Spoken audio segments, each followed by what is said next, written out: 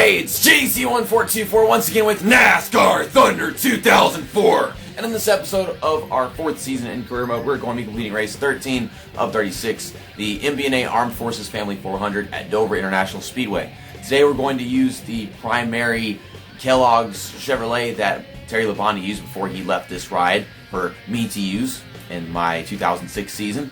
And recently we've been doing the Looney Tune paint scheme, and then I think we haven't used the Mini Wheats car yet, but I got to use that at some point. Then we have the Cheez-Its car. I love the Cheez-Its car. We got to use that one. The last race, I know we won at Charlotte for the Coca-Cola 600. There it is, right there. We also won the All-Star race. We could have won at Richmond, but no, I choked that one away by diving off the track in turn 1 and then doing the pit road respawn thing. I've got a 62-point lead, even though I start last place in every race. So this whole last first challenge season doesn't exactly work with this game, because whenever you start in last place, they make it very possible to pass everybody. It's kind of weird, but you know, we're just gonna go to Dover, and I know Dover is one of those tougher tracks, so maybe we can win here if I don't slip up too much. But top 5 sounds likely. Just gotta push the car like always, and we should be good. Driver spec levels, we'll update on that. The fancy driver that doesn't race that much is -40. Ward Burton don't like us that much. Christian Fittipaldi drivers short tracks and stuff. Me just bumping into people trying to get a bunch of positions before it's too late. We got a few allies, and of course Tony Stewart loves us. I love that. Good old Tony Stewart. Well, yeah, I haven't played this game in a while. I'm not uploading that many videos this series as I'm trying to finish NASCAR Heat 3 Let's Plays as fast as possible before NASCAR Heat 4 comes out, so my apologies for that, but we'll be back to uploading this stuff more once I've moved out and we've got NASCAR Heat 4 released and all that stuff is taken care of. Race weekend, so let's get our equipment chosen. Car rating of 82, and I'm not doing qualifying, so let's not get to qualifying. Dale Earnhardt Jr. is starting on the pole next to Jimmy Johnson. Well, he's starting on the North Pole. I'm starting on the South Pole. Green flag is out. We're underway for 40 laps here at Dover. I'm already in 41st place. Things might check up a little bit going to turn 1. Oh, it's tightening up. Don't hit Chase Montgomery. The gracious Chase Montgomery. Can't touch him. What's interesting is Chase Montgomery's been racing for like 3 seasons now, 4 seasons maybe. I don't know how many seasons he's done full time, but he's got this yellow tape on the back of the car, and I don't know when it goes away. We're going to dive it hard into turn 1. Ashton Lewis, please give me room. And we're making up ground. I got to check up off the corner because it's not going to hold the bottom that long, so just kind of scraped Elliott Sadler, but nothing too big. Elliott Sadler is running in 38th place. Okay, I know he's just Elliott Sadler, but still, like, there's no reason he's running that badly. I don't know if I can pass outside lane in this game. Maybe if the cars are slow enough I could. Elliott Sadler, you're getting pissed off at me, but you're not letting me by, so I can't help you, man. We got a good grip off the corner that time, so now we're passing them. There's this fancy driver. That's the one that they show in like some of the NASCAR 101 things at the beginning of the game. If you look at those videos, at least I think this is the same car. Paint scheme is similar, but damn, that paint scheme is another one of the hideous fancy driver cars. I should have damaged it because it doesn't deserve to be here. A few laps in, we're in 36. I should be making up positions faster than this, but I'm not being as aggressive. I'm trying to avoid getting stuck to people going into corners and diving in too hard. It's a little tied off whenever I'm trying to get my nose underneath Casey Mears right here. The AI still do that thing, of course, it's not like they would ever stop, where they dive down going into turn 1, regardless of whether or not you're underneath them. And it's kind of frightening, because if they do it and you are underneath them, they're either going to hit you, and it'll be that, or they'll hit you and you'll get stuck to them, and then, yeah, it's very easy to get stuck to people in these EA Sports Anthem games. I don't know why. Gotta run, but I didn't want to stick it underneath Greg Biffle right there. I knew it wouldn't work well.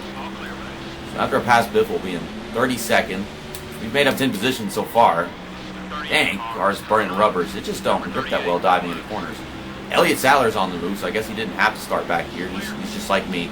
He's trying to have himself a real challenge. Okay, past Biffle.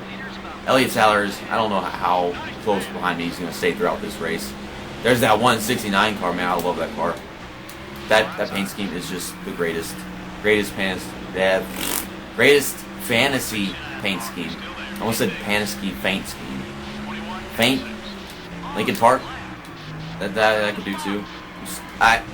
Jesus Christ, game, you stupid.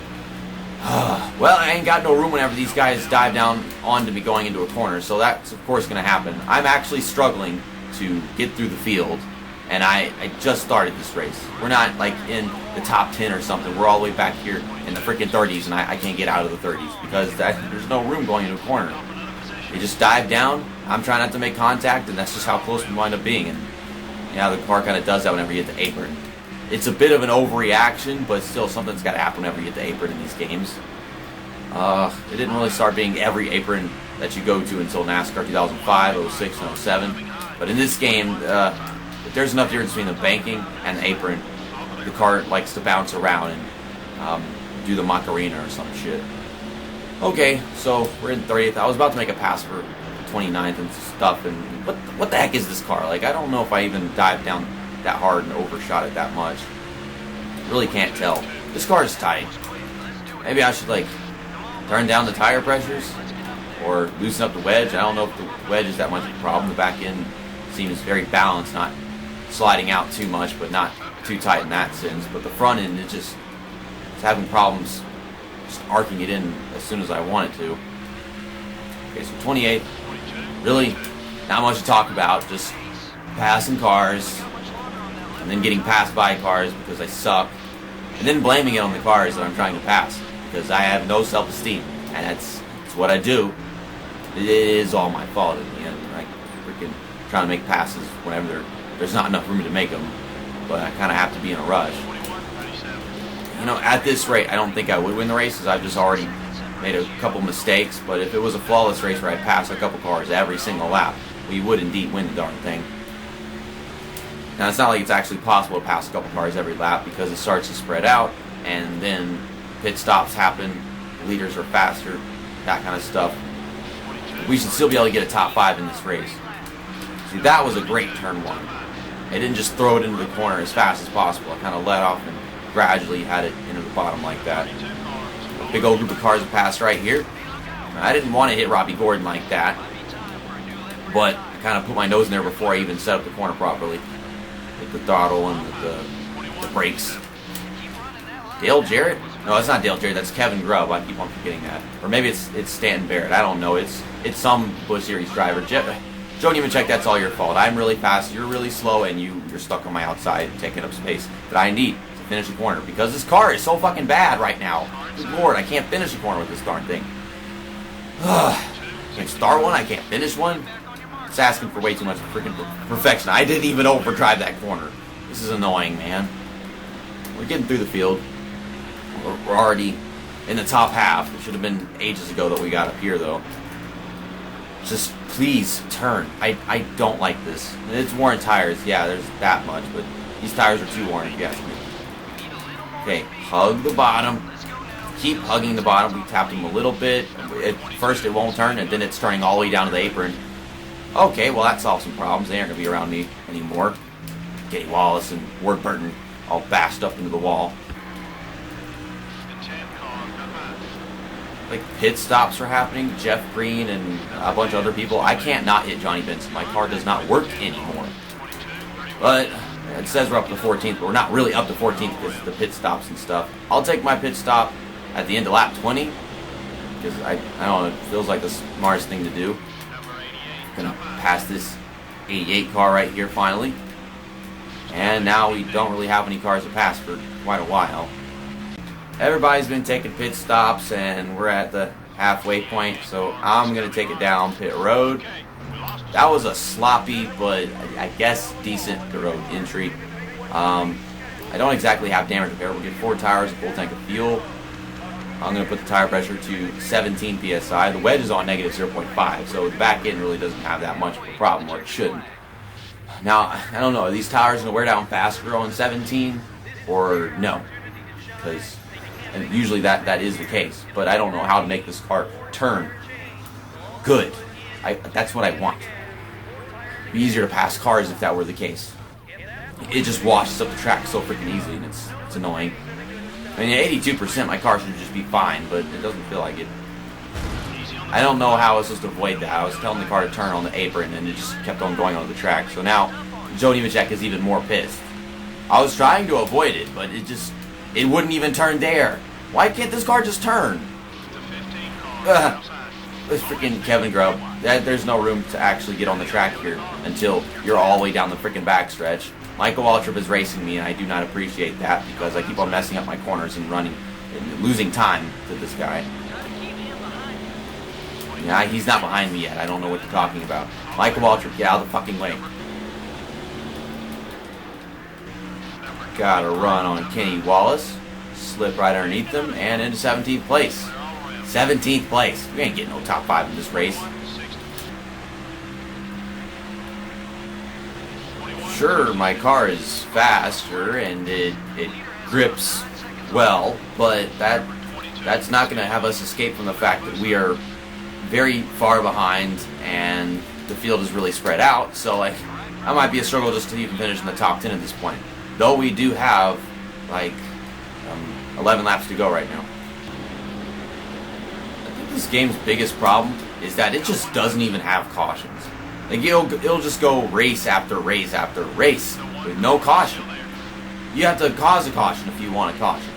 Or you have to do like a 100% length race and then miraculously someone just randomly spins into a corner.